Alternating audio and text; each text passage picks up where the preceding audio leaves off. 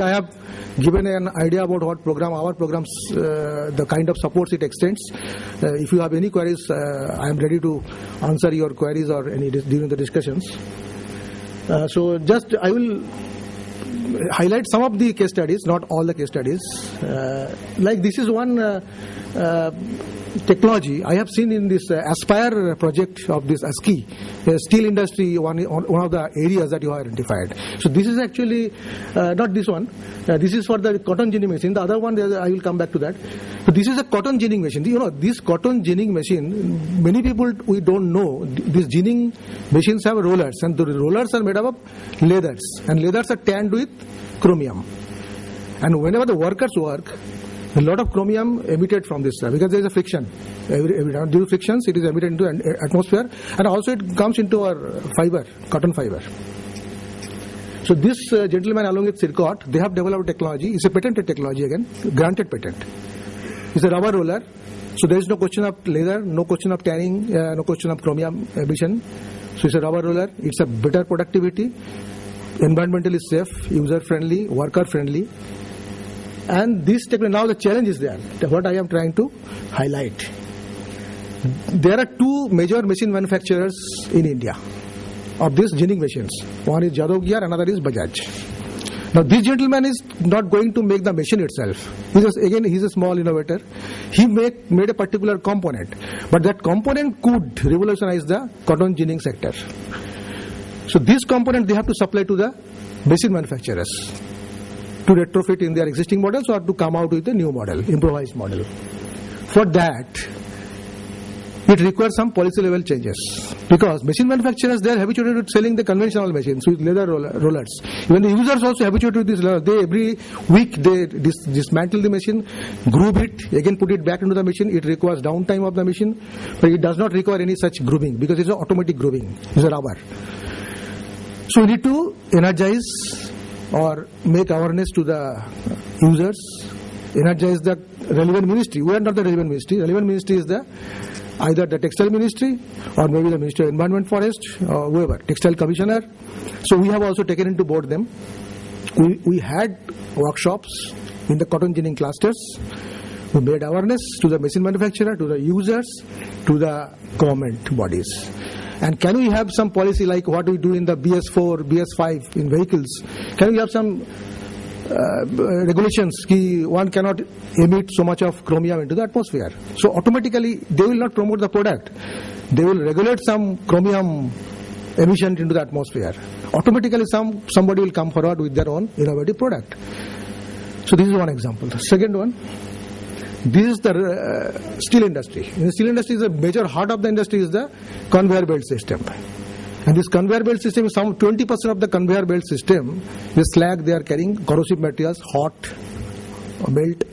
So it corrodes the mild steel, that idlers on which the conveyor belt moves. This gentleman, along with Tata Steel, it is again a patented product. They have developed again a composite, ceramic composite coating on this, and that increases its lifetime 4 times, self-life 4 times. So there is no corrosion now, and Tata Steel presently has put order of 1 crore rupees on that industry. It's a small industry in Jamshedpur, and he has got 1 crore order now from Tata Steel. Now here the challenge is that the gentleman has asked us, what to do, sir? What shall I do now? Says SAIL, Steel Authority of India. They are having many steel plants. They will be the major users of this kind of rollers. But whenever they tender for some of their users, and there are bidders. So they bid lowest quotation. When you do a coating, when you increase the self-life 4 times with a more user-friendly, more productive, of course your cost would be also increased 1.5 times at least. You expect that. But this fellow cannot compete with that. Other bidders. So the user industry should change their requirements, specifications. So this is what I need. Then only how many fellows will appear, that we have to see. And it's a patented product, so he is the sole owner of the patent, he is the sole manufacturer of this product. So there is no other bidders in this system. So he is telling that there are other local manufacturers, they can sell it at X rupees. So my product will be 1.2X rupees. So I am out. as per L1 concept.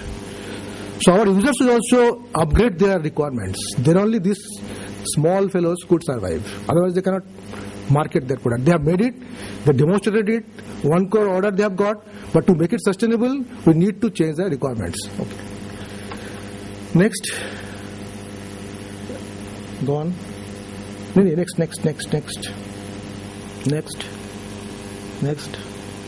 And this is one product made by some of the innovators who have made it in the IIT Kanpur, incubated, and they have now grown their business.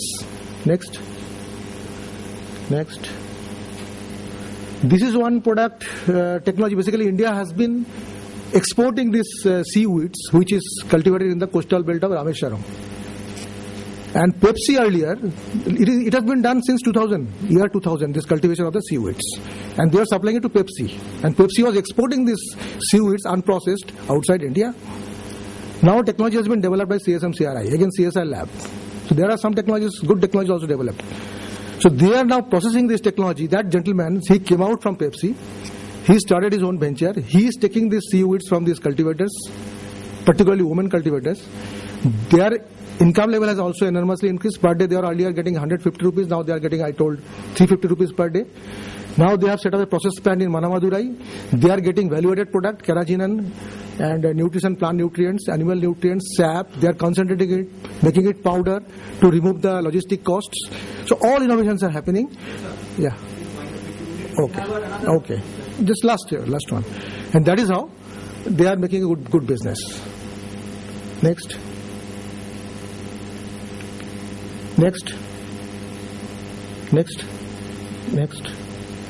These are some of the challenges that already we have discussed in the morning. So I have also explained some of the points. Next one. Future steps, that is what I told, synergy. So we are trying to put a common portal. So I request whatever information we have, we could share in that portal. We are trying to put it where innovators can get an access to the information, at least what are the programs available in the government or any other sectors, who are the venture capitalists, who are the angel investors they can contact, and probably it would help them in getting their proposals moved in the proper place for the proper funding support.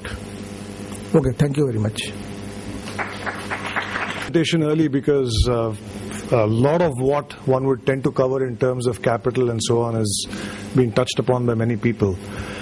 What I'd like to do is to just step back a little bit, make some broad observations, and talk about a few directional pointers for the government of India in the context of the startup ecosystem. One of the things that I noticed from morning is that it seems like we are a capitalist mind trapped in a socialist body. There is a tremendous amount of infrastructure and space and real estate and power and water and a lot of those kinds of things that are coming out, which to a degree I think is anchored in our past, where we've all grown up in an era of scarcity, and we've got to assume that these things are not really available at a market-based price, so the government has to step in and provide all this massive infrastructure, including someone talked about an entire campus. So I'm going to take a completely different view on this, especially in the light of maximum governance and minimum government. I just feel we need to go in a very different direction. Now, I know that the Silicon Valley is a role model, Israel's a role model. I've spent years in the US, I've engaged deeply with the Israeli ecosystem of innovation. I've actually engineered a collaboration between the Goa government and the Israeli agricultural technology guys. I've lived in Singapore, I've lived in 6 different geographies. So I've seen different models at work, and I think there's a time and place for everything. So to that extent, I think we need to recalibrate where we are as a country today. What does the government want to do? What's the tone of governance that the Prime Minister has clearly laid out? And innovation is not something that is not a cookie cutter process based thing. I mean, it requires an innovative approach as well. So just 2 very simple things. Where are the most successful innovation ecosystems or startup ecosystems? Passion meets greed. It's very simple. Passion of the entrepreneur. In Silicon Valley, the entrepreneur wants to change the world. I'm actually an investor in a company called Change.org. What's driving that, Stanford guy? He wants to change the world. How does he want to change the world? Through Change.org, global petition platform. In India, I'm a mentor, I'm an investor to Team Indus, which is participating in the moonshot, the Google Lunar X Prize. What's driving these entrepreneurs? Passion. They want to create the first Indian private aerospace platform. Sure, we shaped the vision as we talked, but that's what they want to do. Now, this passion needs to meet greed. Why is it greed? I mean, Aditya, I respect what you said about VCs, but the fact is, we're talking about crazy ideas, passion to do something radical, disruptive, and that requires risk capital. We've all agreed we need to prepare to fail. There are going to be multiple failures. Where does risk capital come from, and what does risk capital want? Risk capital wants outsized returns. The VCs are not in a charitable business. If they put in $1 million in a high-risk situation, they're expecting that to deliver $100 million because they know 9 others will fail. But the expectation is always outsized because the risk is very high. So let's be very clear about some, essential things about how capital works. And my topic is basically talking about, risk capital or crucial aspects of risk capital in a startup ecosystem. So passion, structured, supported passion, meeting structured, supported greed. That's what creates it. Everything else is second order, in my view. And passionate entrepreneurs, when they see risk capital coming, will find a way to come up with office space and all the other stuff. So I think there needs to be a clear separation of what's first order to make this happen and what is second order. I'm not belittling all of the second order stuff, but we need to understand what's really crucial versus what is important. And that's the point I'm trying to make here. The other thing that I wanted to observe is that there's a lot going on in the last 3-4 years. I know I'm an active angel investor, I'm a mentor, although my day job is in a private equity fund. So I'm seeing very, very early stage F&F seed all the way to private equity. I spent many years in a hedge fund. I've seen the whole cycle of, $100,000 to multiple millions going into a particular venture or a company. So what we are seeing right now in India, I think, is a honeymoon phase. And I think we need to be a little careful about how we calibrate our expectations. And partly I'm also reacting to the secretary, IT secretary of Telangana, who talked about the T-Hub. I mean, all this is fantastic. But how is it going to be successful? What's the measure? How do we know we are successful? Did we find out after 5 years that we did all this and guess what? No real unicorns. I think that was one of the objectives they set for themselves, came up. So I think, this is all fantastic, it's visionary, but if I were to talk to the government and tell them there are 5 key pillars, is what I would talk about, right? One is pick your sectors. Choose your sectors carefully. You cannot be doing all this in every sector. Biotech. I heard a lot about biotech. Biotech, globally, is one of the highest risk sectors. And from an investor's point of view, it has not brought back too much. In fact, the US has gone through big waves of, getting carried away. The hype cycle of biotech, right now it's in the trough. So I would be extremely careful about what the government and what we do as a nation in terms of biotech. So here's my suggestion. Pick sectors that are of strategic national importance. Right? We are actually, after 65 years or whatever of independence, unfortunately, we are now in a phase of nation building. We have a prime minister who can pull it off. But that's the agenda in front of us. It's nation building right now. So what is going to be strategic to the nation? Where are we ready? Do we have momentum already in the country in terms of knowledge, in terms of other things that go into the mix? Education, knowledge, existing IP. Kiran talked about patents that are already there. Let's see where we have the momentum, where we have the national strategic focus. Let's try and marry these various factors. Where's the access to capital? Today, we've got massive VC money flowing in. It's all flowing into momentum. I was telling somebody yesterday over dinner that this is basically greater fool theory. All this money is flowing into e-commerce because there's another crazy guy waiting to buy this out. This is not the capital that India needs. The risk capital is not going to come in if this is the passion that we set up, right? The second thing is the government has a role to catalyze. What does that mean? All of this. Provide a capital structure. I'll talk about some detail in a minute. Provide some capital structure. Provide the missing links in terms of infrastructure in some place. I don't know whether you want to go down the path of more zones and special technology parks and so on. I'm not very qualified to talk about that right now. But to me, that's a stretch at this point. The third thing is regulate. What does risk capital fear most? Risk capital fears being stolen. If I put money in a company, I don't mind losing the money if those entrepreneurs do an honest job and they fail. But I certainly mind if those guys create 3 other complicated structures and take my money out of the company and go buy Mercedes cars. So regulation is crucial. Laws that work, contract law that works. If I don't see regulation, risk capital doesn't happen. Because the only risk I want to take is business risk. I don't want changing laws. I don't want uncertainty of taxes, uncertainty of structures. I don't want all that. My capital comes in, I'm betting on a business, the business fails, I can live with it. So I think it's crucial to have regulation. So choose the sectors, strategic, national building, be a catalyst, be a facilitator. Ensure your regulation is strong, because that is crucial for sustained growth. We've all talked about sustainability here. The fourth thing is simplify things. The more complexity you add, the harder it is for people to understand what's going on, what the government can do for anybody, and how an entrepreneur approaches, help from the government is challenged because it's all very complicated. You already have a complicated situation. Now you added like 5 different freebies on top of it to complicate the complicated situation even more. I can't even figure out what's help versus what's constraint or hindrance. I can't figure out anymore. So we've got to simplify. And the fifth is publicize.